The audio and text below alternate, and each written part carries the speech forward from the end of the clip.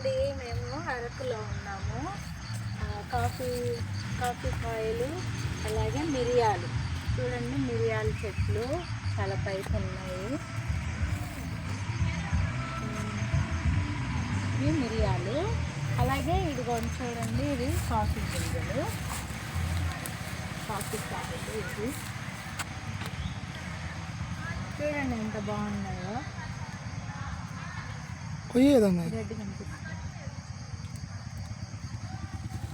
Coffee కాయలు ఎంత అందంగా ఉన్నాయో కదా. ఇది చూస్తుంటే ఎలా ఉందంటే బైబిల్ గ్రంథంలో యెహోవా నాటిన అగరు చెట్ల వలె, యెహోవా నాటిన తోట వలె ఉంది.